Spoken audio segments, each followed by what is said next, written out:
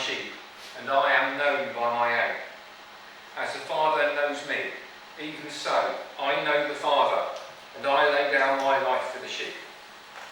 And other sheep I have, which are not of this fold, them also I must bring, and they will hear my voice, and there will be one flock and one shepherd. Therefore my Father loves me, because I lay down my life, that I may take it again. No one takes it from me, but I lay it down of myself. I have the power to lay it down, and the power to take it again. This command I have received from my Father. Therefore there was a division again amongst the Jews because of these sayings, and many of them said, "He has a demon and is mad. Why do you listen to him?" Others said, "These are not the words of one who has a demon. Can a demon open the eyes of the blind?" Thanks be to you, O Lord, for your gospel of salvation and guidance. So,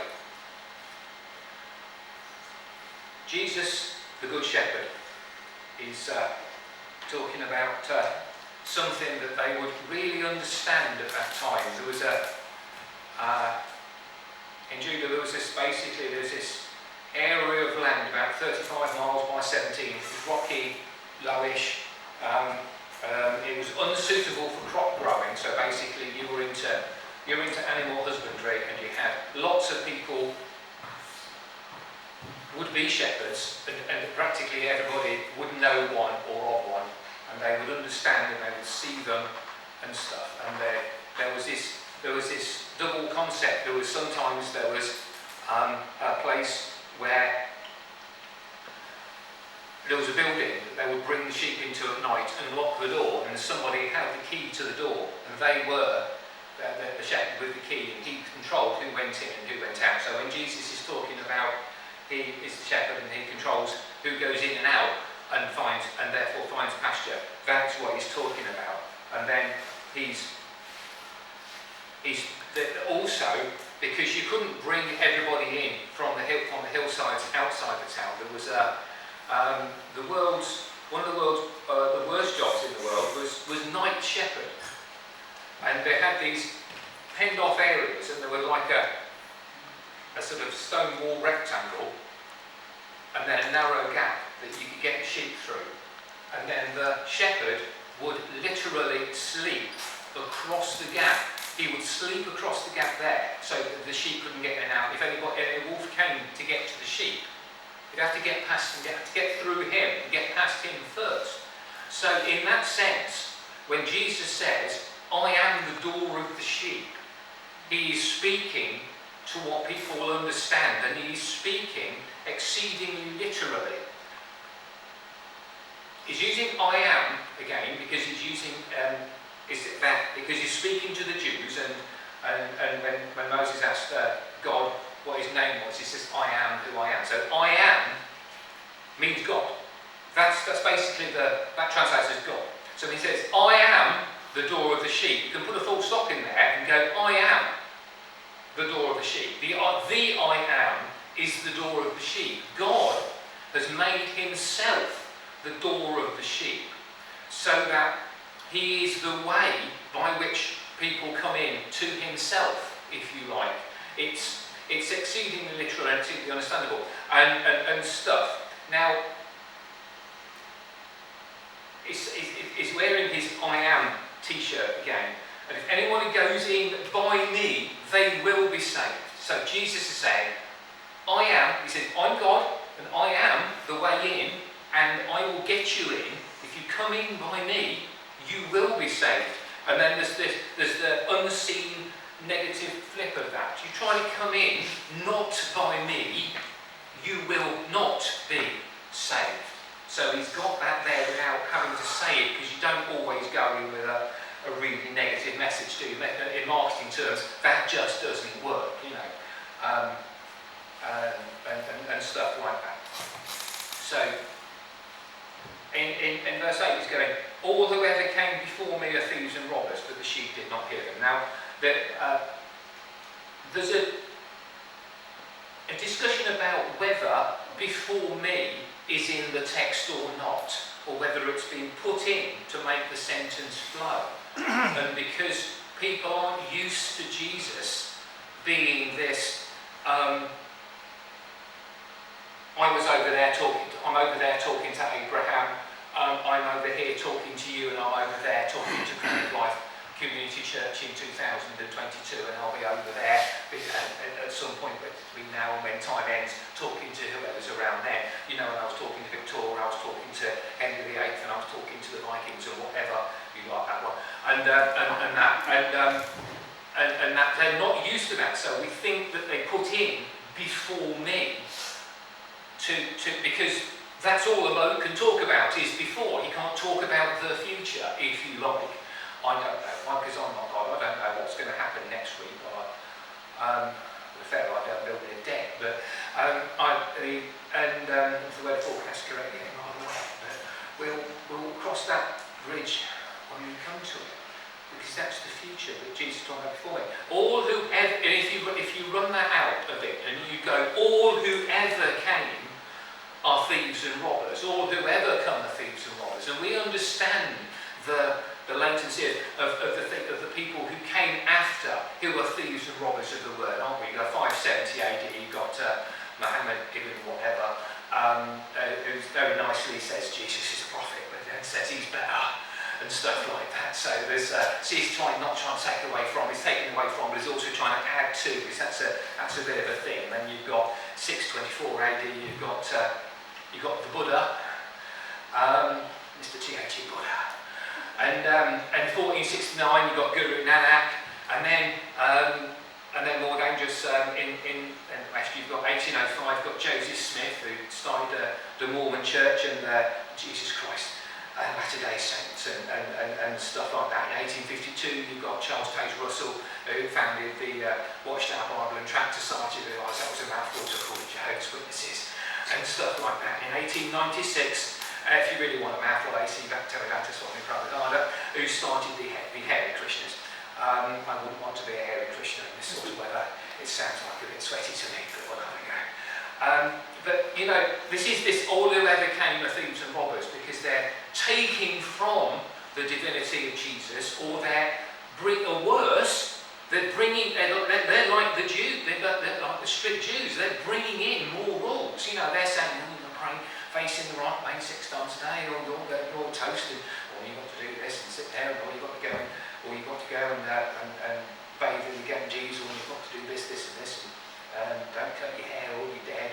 And then Joseph Smith has written a whole new book with all sorts of lots of dodges on it, and the Jehovah's Witnesses of denying the cross, because the cross isn't a cross to them, it's a vertical stick. And I remember saying to Jehovah's Witnesses on the doorstep, why is it that I've never seen demons run from a vertical stick but show them a cross and they're off? With a so tell me that one, and we'll have another conversation. And then you've got Bhaktivedanta and Beatles along there, doesn't he? And says stuff and that. But I always bring in extra things, where Jesus brings you extra things that are nice, because he's the good shepherd.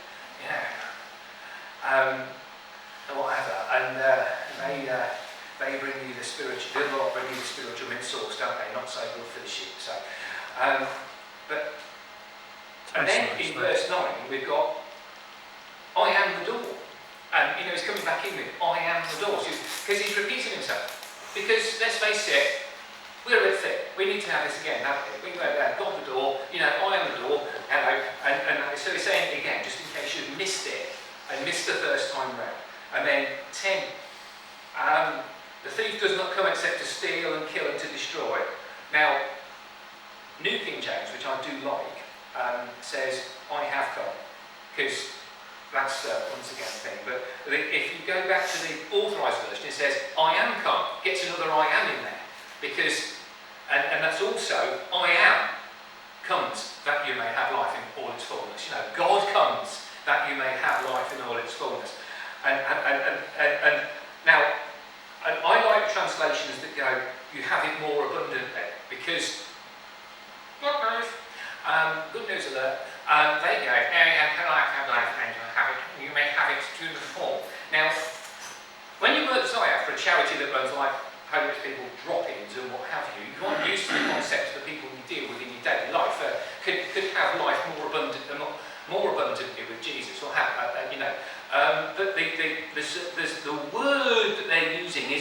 in the Greek is a superabundance. This is an abundance. This is a better life for the super rich. You know, you got your Jeff Bezos, Amazon, buys a spacecraft because he wants one. You know, builds one, organises a thing. Richard Branson, whatever. You know, Rishi Sunak, I shouldn't say that, but you know, anybody with that sort of income and connections, you can have life more abundantly from that point. You know, because you may be tempted to think, you know, there's what's his face from Microsoft, Bill Gates, working out how to give away money because he's got too much and he's a bit embarrassed about it. So, you know, so he probably thinks he's having life more abundantly already.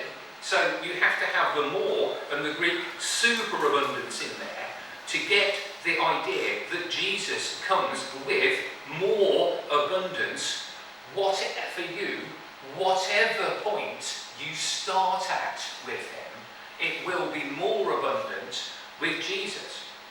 Because, in verse 11, I am the good shepherd. The good shepherd gives his life for the sheep. There ain't none of these others have given their lives for the sheep, and none of these others have risen again. Because we know Muhammad's buried, because it's a great big temple they can't go to.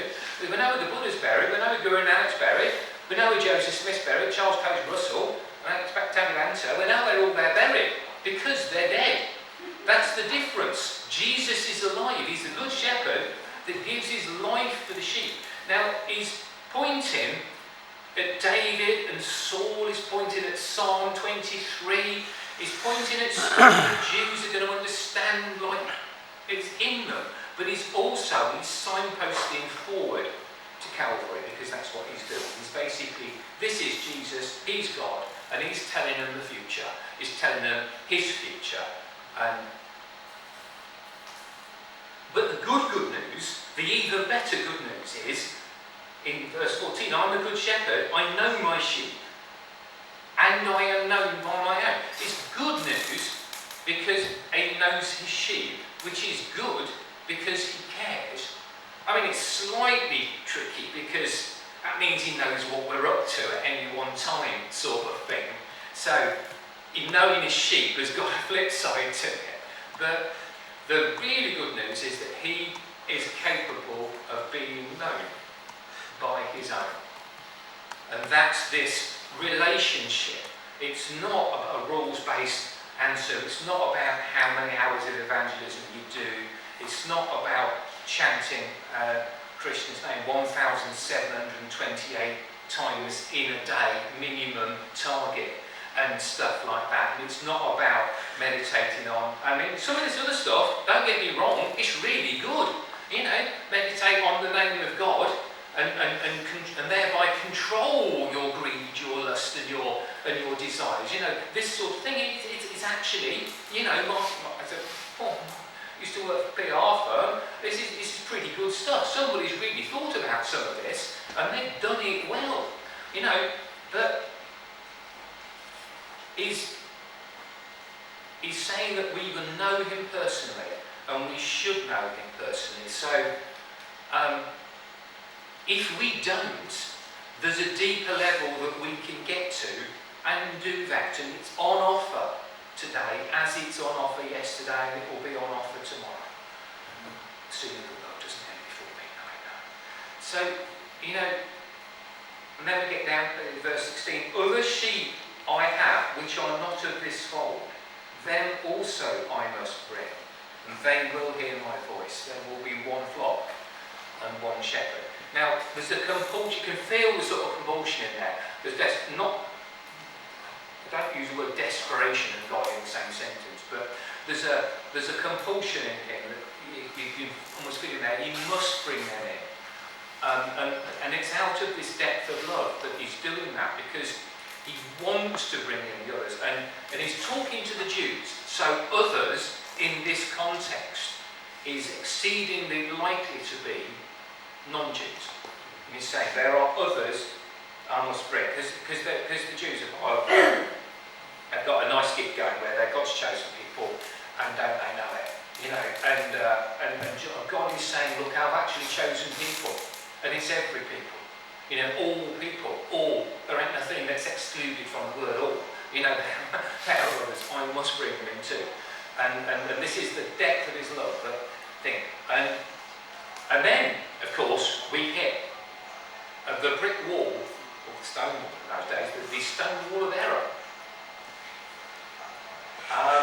Nice bloke, you see this Hieronymus Hieronymus, died in AD 424, they got round to calling him Jerome. It's because nobody could pronounce his name. And he was the bloke that wrote basically the first Catholic translation, the Vulgate. And he's chunked it up ever so slightly and gone that there will be one fold and one shepherd, not one flock, one shepherd. And this is the bit that the Roman Catholics are hanging their hat or their mitre on, about there's one church and one true. There's one church everybody's got to come back to. You've all got to come back, all roads lead to Rome, sort of thing. All roads lead to Cecil, but no. All roads lead to Rome. And there's one flock and one shepherd, and that's them, as far as they're concerned. And you get into error when you get a bloke going with the church and everybody's got to join properly and stuff like that. But he's saying, my Father loves me, God loves me because I lay down my life that I might take it up again. And then John is in error correction mode again. He loves error correction because, of course, John's written after the other three Gospels, and he's correcting stuff that's gone into the public thinking in the latter half of the 1st century. And he's going, nobody takes it from me, but I lay it down myself. I have the power to lay it down and the power to take it up again. And this is the correcting 2 errors. First error that's kicking around by this time is that Jesus died, the end. That's it, end of Jesus, because you're dead, that's it. Everybody understands death. There's death, the end. We're all listed. John Watson and the Buddha and Muhammad and all that, they're dead. And that's the end of them, because that's what it is normally. But Jesus is abnormal, dangerous word for Jesus, but is special, also dangerous word, because the death was not the end. He's the unique because death was not the end. The other error that crept in was, we don't like the Jews because the Jews killed him. And John is phrasing it this way round to take the sting out of that, because he doesn't want people blaming the Jews. He needs a non. He's written this for the Greek. He doesn't want people blaming the Jews, because the Jews didn't kill him. The Jews and the Romans were there at the moment that he laid down his life. That's the difference. Jesus died because Jesus wanted to die, not because anybody killed him, and the death was not the end. Now, the word for good in the Greek here that we're talking about, there's 2 words for good in Greek. There's agathos, which is something that is good because it has a moral quality. And then there's the word that they actually are using throughout this passage. It is kalos, and that's all of the other things, but it has a loveliness to it. There's a loveliness to it. It's not just morally good, but it's lovely as well. Now, the shepherd of the sheep in a way that they can understand, and Jesus in this passage is offering safety, security, provision, and this loveliness. And it's to those things that we're all invited.